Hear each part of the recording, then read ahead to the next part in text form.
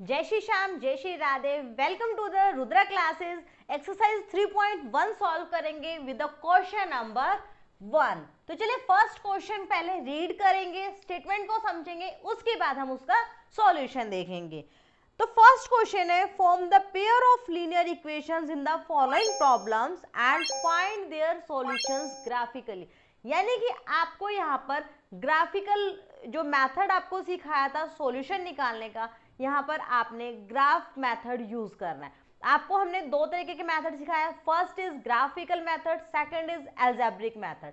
Algebraic method के अंदर substitution method बताया था, साथ में हमने आपको बताया था एलिमिनेशन मेथड। तो आज स्टूडेंट्स ग्राफिकल मेथड के बेस पे फर्स्ट क्वेश्चन है, आपने जिसने भी अभी तक हमारी कंसेप्ट वाली इंट्रोडक्शन वीडियो नहीं देखी चैप्टर 3 की, फर्स्टली आप वो जरूर विजिट करें।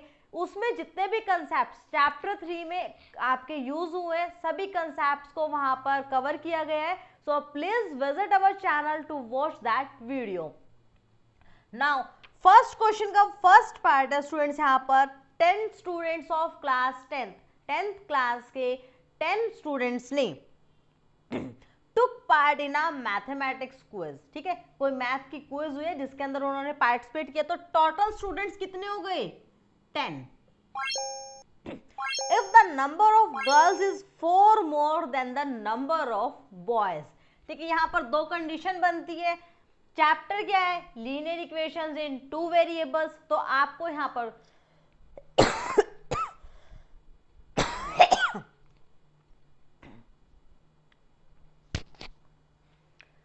तो सबसे पहले तो आपको यहाँ पर दो वेरिएबल लेने हैं। चलिए एक ले लेते हैं x और एक ले लेते हैं y।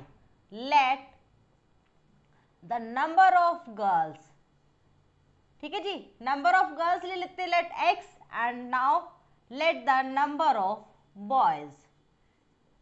Number of boys class में कितने हैं? y, मतलब जिन्होंने पार्टिसिपेट किया, पूरी क्लास की बात नहीं कर सकते हम यहाँ पर। ओके चलिए फर्स्ट कंडीशन क्या बनेगी? टोटल स्टूडेंट्स कितने थे? 10, यानी कि गर्ल्स और बॉयज मिलाकर थे 10, यानी कि x plus y is 10। Next condition है, if the number of girls is 4 more than the number of boys, यानी कि गर्ल्स और बॉयज डिफरेंस कितना है दोनों में?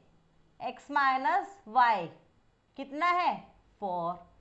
ठीक है जी, कैसे थी condition? Number of girls is 4 more than the number of boys. Boys के नंबर कितने हैं?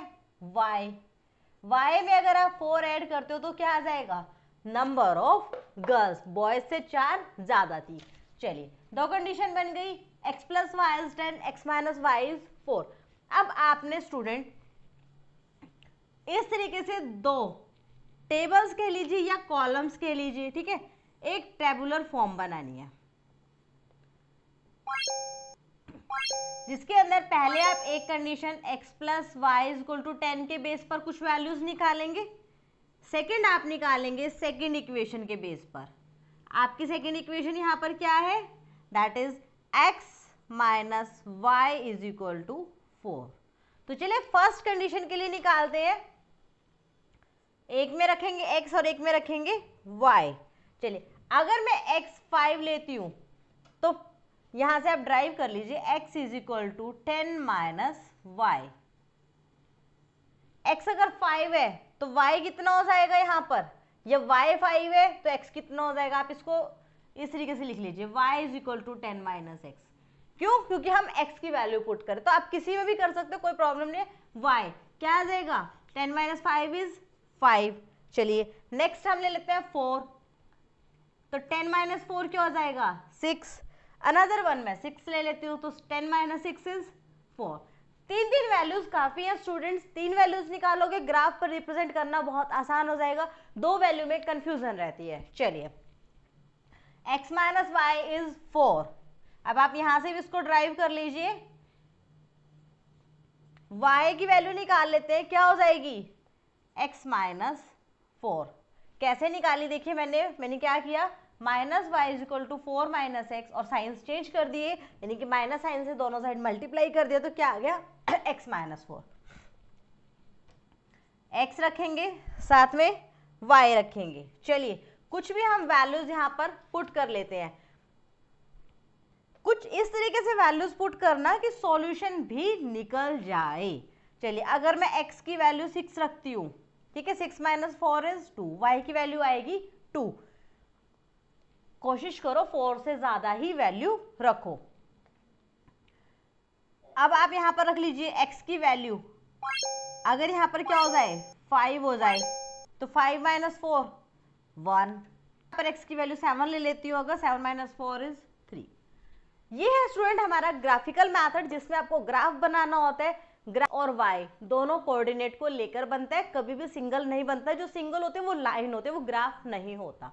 चलिए सेंटर में हमेशा ओरिजिन 0 होता है, राइट साइड में x, लेफ्ट में आप नेगेटिव x बोल दीजिए, x डैश बोल दीजिए। ऐसे ही अपर पोर्शन आपका y के लिए होता है, लोअर पोर्शन आपको होता है नेगेटिव y के लिए।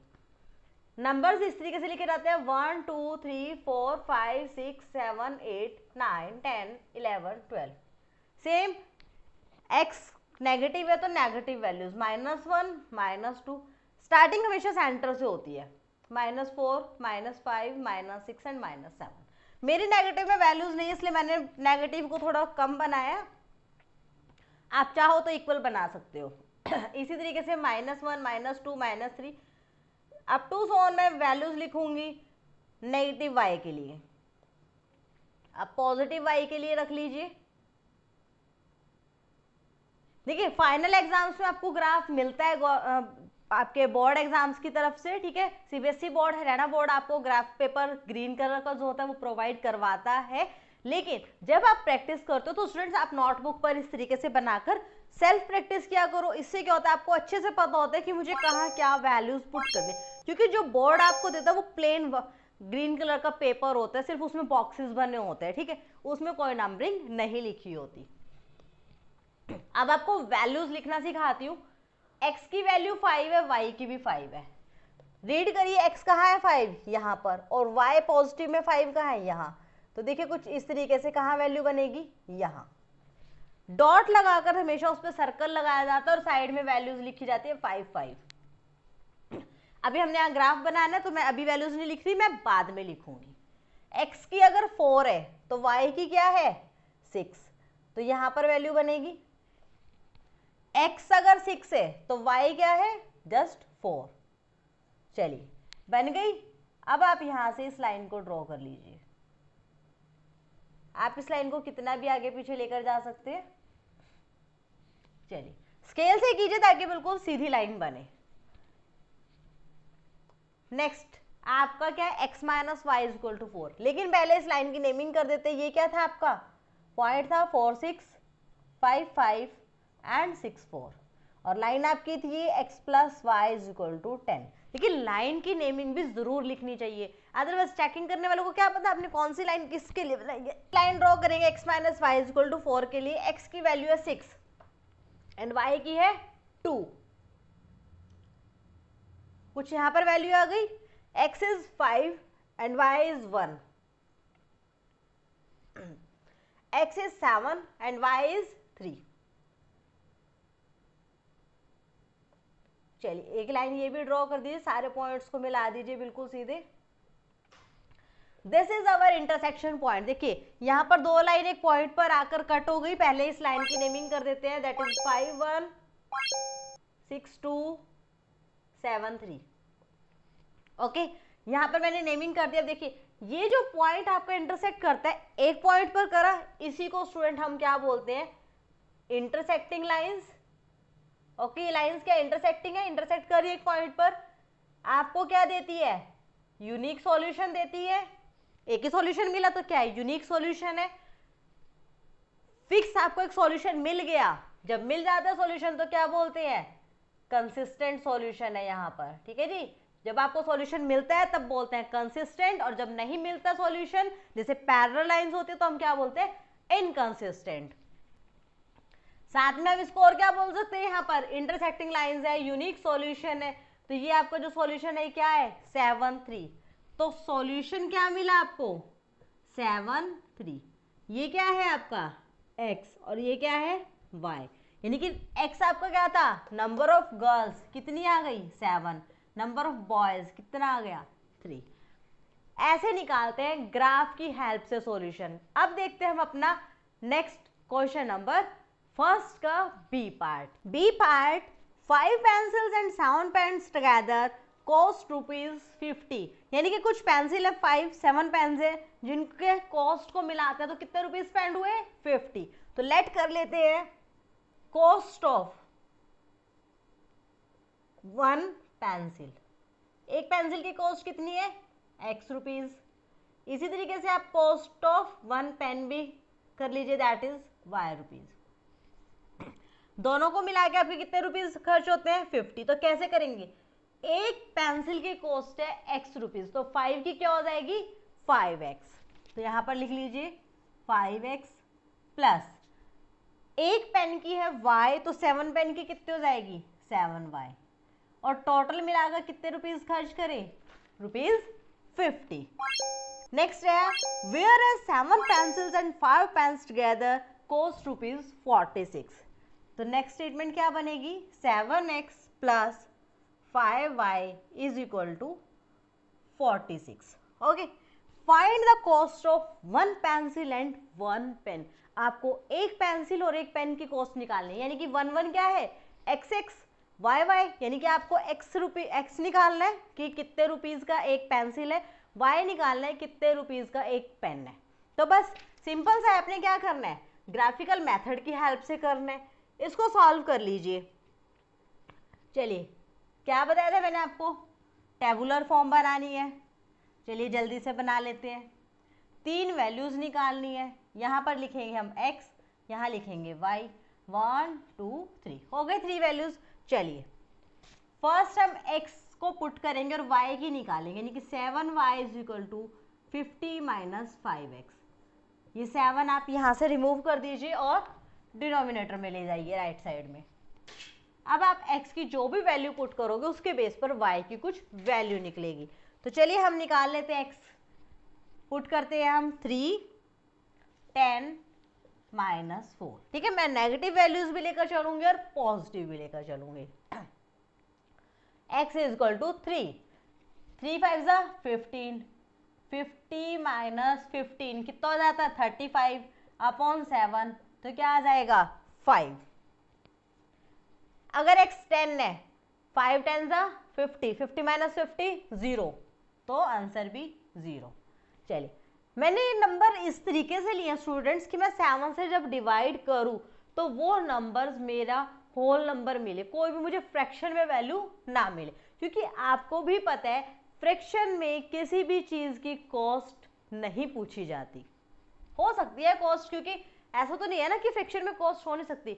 आप हो सकता है कि 10 रुपीज का कोई पेन हो 10 रुपए का हो, लेकिन आप जब इकट्ठे 10 पेन या 6 पेन ले रहे हो तो आपको वो 9.5 या 8.5 रुपीज पर पेन पड़ जाए। ठीक है, तो फ्रैक्शन में आंसर हो सकता है। चलिए -4 में पुट करती हूँ तो क्या हो जाएगा 5 4 जा 20, माइनस माइनस प्लस।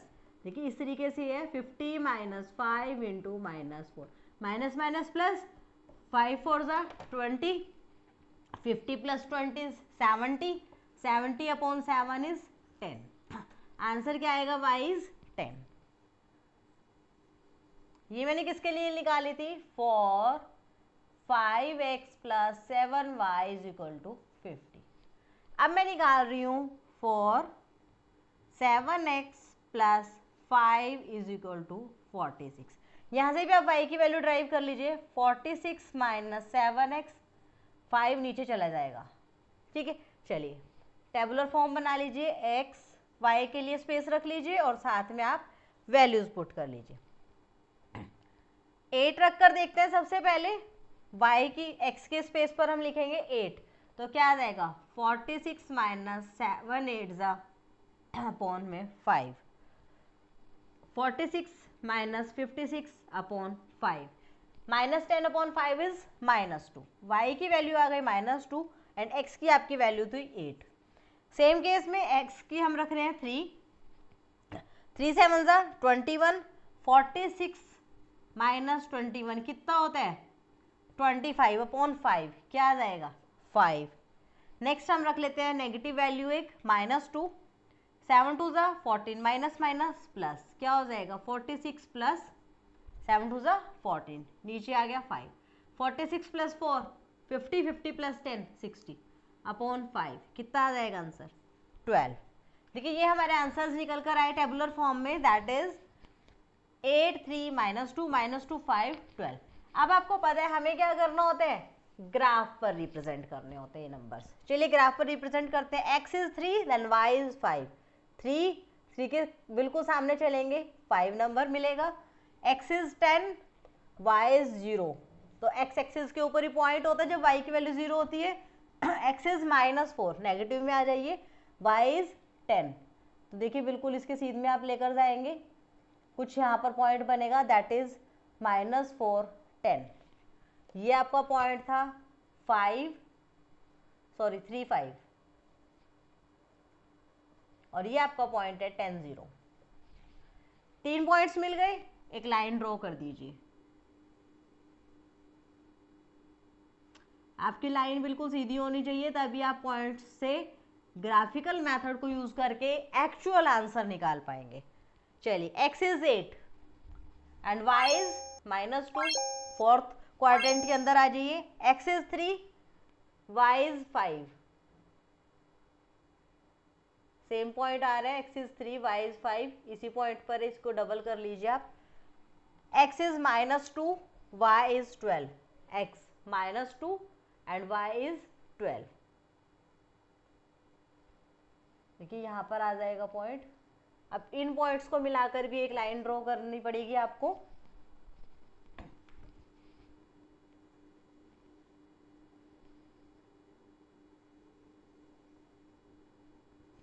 तो ये लाइन जिस पॉइंट पर इंटरसेक्ट करती है दैट इज 3 5 आपको स्टूडेंट्स ये वाला पॉइंट तो यहाँ से भी मिल सकता था कि जो वैल्यूज कॉमन होती है ना अगर किसी क्वेश्चन में कॉमन वैल्यूज मिल जाए सेम वैल्यूज तो मीन्स एक्चुअल आंसर भी वही है लेकिन आपको ग्राफ पर रिप्रेजेंट करके चेक जरूर करना है।